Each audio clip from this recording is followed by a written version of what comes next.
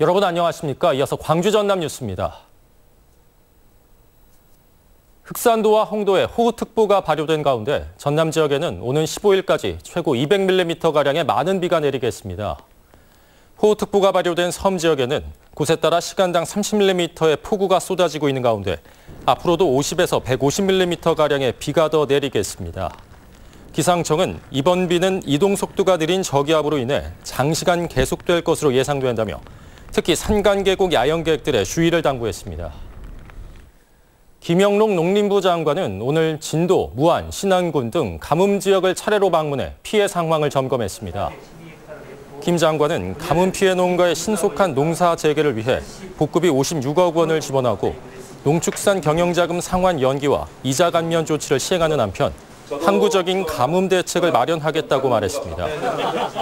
지난달 5월 이후 지속된 가뭄으로 전남을 비롯한 4개 도에서 12,849헥타르의 농작물 피해가 발생했고 농식품부는 내일부터 가뭄 대책 상황실을 다시 운영합니다.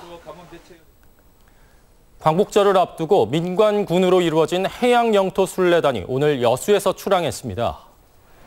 독립유공자 후손과 순직 경찰관 가족, 군인 등 100여 명은 오는 15일까지 2박 3일 동안 해경훈련함을 타고 백도와 가고도, 홍도를 둘러보며 영토 수호 의지를 다지게 됩니다.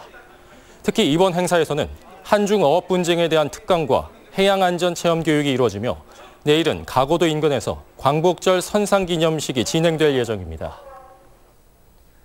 일제강점기를 벗어나는 과정에서 핵심적인 역할을 했던 대한민국 임시정부가 고스란히 복원된 곳이 있습니다. 바로 한평인데요. 광복절을 앞두고 한평 상해임시정부 청사를 방문해보는 것도 좋을 듯합니다. 김윤 기자가 취재했습니다. 한평군 신광면에 복원된 중국 상해 임시정부 청사입니다. 임시정부가 상해에서 4번째로 마련했던 청사이자 가장 오랫동안 사용했던 건물을 그대로 재현했습니다. 청사 내부에는 임시정부 회의실과 김구 선생 집무실, 정부 집무실 등이 중국 상해 임시정부 청사와 똑같이 전시되어 있습니다. 청사를 둘러본 뒤에는 자연스럽게 독립운동 역사관으로 발걸음을 옮길 수 있도록 설계돼 후손들의 경각심을 일깨우고 있습니다. 상해를 안 가시더라도 저희 독립운동에 대한 임시정부의 역사를 저희 한평에 오시면 여기에서 고스란히 그대로 볼 수 있으실 것 같습니다. 특히 한평 임시정부 청사는 이고장 출신 독립투사했던 일강 김철 선생의 혼이 살아 숨쉬는 출생지, 임시정부 수립 때부터 참여했던 일강 선생은 초대 재무장을 역임하는 등 평생 독립에 헌신했습니다. 하지만 조국에 있던 가족들은 일제 감시와 탄압에 모진 고초를 겪어야 했고 청사 뒤편 단심송은 그런 가족들의 비극을 고스란히 지켜봐야 했습니다. 자기 때문에 짐이 될까 봐 차라리 남편을 위해서 죽는 것이 남편을 위한 일이라 해갖고 여기서 자기였습니다. 저 소나무에. 해방 72년 광복절 하루만큼은 역사적인 장소를 찾아 잊지 말아야 할 우리의 역사를 되새기는 날이 되길 기원해 봅니다. MBC 뉴스 김윤입니다. 어제 여수에서 밤바다와 어우러진 불꽃축제가 화려하게 펼쳐졌습니다. 올해로 2번째 열린 불꽃축제는 특화된 불꽃 연출로 낭만 여수 밤바다와 어우러진 새로운 관광 테마로 떠올랐습니다. 김종태 기자입니다. 바다와 맞닿은 밤하늘에 오색 불꽃이 수놓습니다. 하늘 높이 터져나온 불꽃은 다시 밤바다에 반사돼 한 폭의 그림으로 태어납니다. 불꽃이 터질 때면 빠르고 경쾌한 음악이 어우러져 더욱 특색 있는 볼거리를 선사합니다. 지난해에 이어 2번째로 화려한 불꽃축제가 여수 밤바다를 물들였습니다. 갑작스러운 폭우로 하루 연기된 불꽃축제에는 20만 명이 넘는 관광객이 몰렸습니다. 여수 오니까 더 이렇게 가까이서 볼 수 있어서 너무 멋있었고요. 너무 화생적이었어요. 더 노래까지 나와서 감성적이어서 좋았고 여수에서 불꽃도 많아가지고 아쿠아리움도 있고 볼 게 많아서 좋았어요.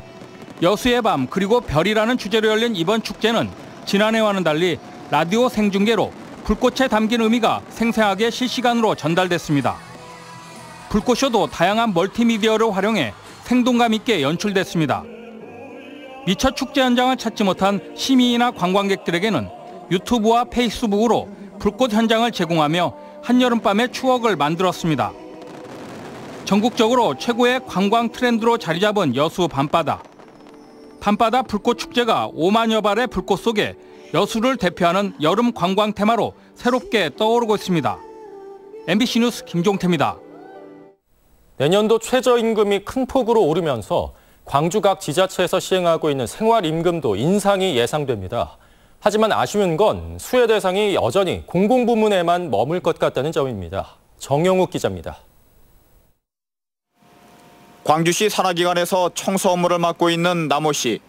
내년도 최저임금이 올해보다 16.4% 오른 7,530원으로 인상된 만큼 생활임금 역시 많이 오르길 바라고 있습니다. 일하는 입장에서는 월급이 많으면 저희들은 월급 보고 일하니까 생활임금도 올랐으면 좋죠. 생활임금제는 지난 2015년부터 광주시와 5개 자치구 등 공공부문에서 실시되고 있습니다.